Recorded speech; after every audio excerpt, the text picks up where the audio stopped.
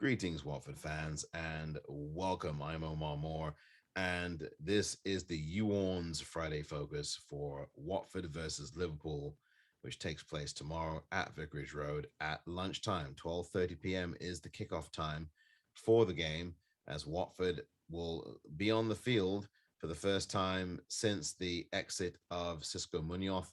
Their brand new manager, Claudio Ranieri, will be at the helm as Watford take on Liverpool, the team that they beat 3-0 20 months ago at the Vic, just before the COVID pandemic shut the Premier League down. And this is going to be a very different Liverpool side in terms of their approach. They're going to be a lot different in this respect than they were 20 months ago. So we really should throw any allusion to that game now out of the window. But Watford also are going to be very different. A number of their personnel that were on the field that day back in February of 2020 will not be on the field now. And there's only a few of those who remain, including Ismail Assar, who scored two sensational goals that day, and a front line now that's brand new, including Saw. You've got Dennis, and you've got, of course, the man Josh King, who may yet even feature in this game, despite what looked like a very nasty injury. It was a knee ligament strain, it turned out to be, and he may well even make the bench for this game tomorrow. Watford are going to come out with a lot more endeavor and passion, as this is the first tough opponent that they will face this season.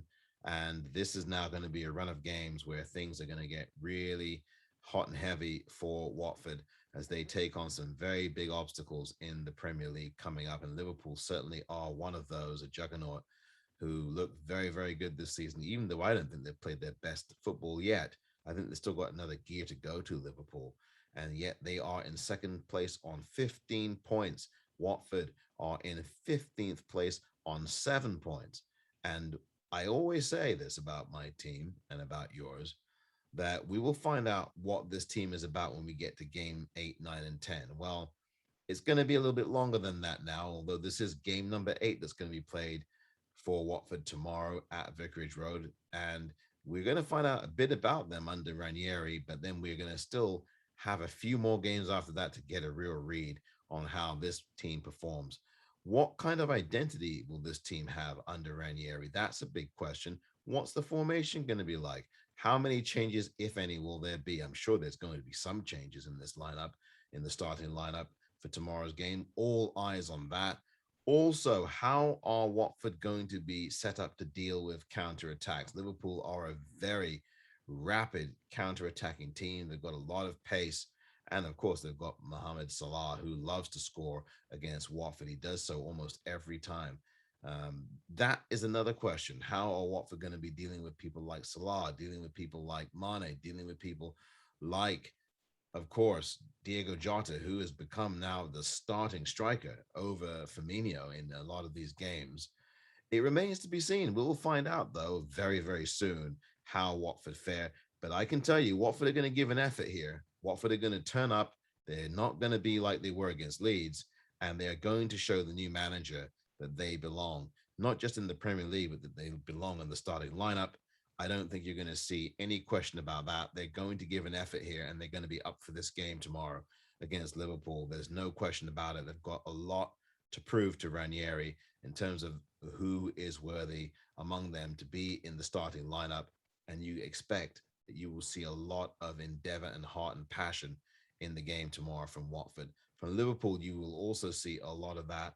Liverpool, I think, now have drawn their last two games against Brentford and against Manchester City. And so they'll be looking to break a winless streak at 2 games. Watford, of course, have not won since September, I think September the 25th or so, in that game before the Leeds debacle that happened. And so it's now almost going to be 3 weeks because of the international break, 3 weeks or so since Watford last had a win in the Premier League. And of course, they've got a game after that next week against another Merseyside team that they never win at when they play them at Goodison Park. But in this game tomorrow, Watford are going to come out with some real endeavor in the game. I don't think they're going to be careful in terms of playing cagey against Liverpool, but I do think they're going to stand up for Liverpool and give Liverpool everything they can handle.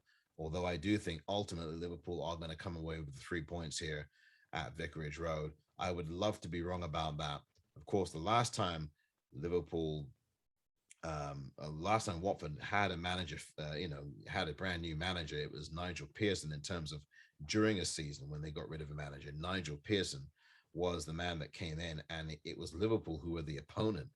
And Liverpool really got outplayed that day by us, but it was Liverpool who ended up with the 3 points. Now, we'll see how things develop tomorrow, but I would have to say Liverpool are probably odds on to win the game.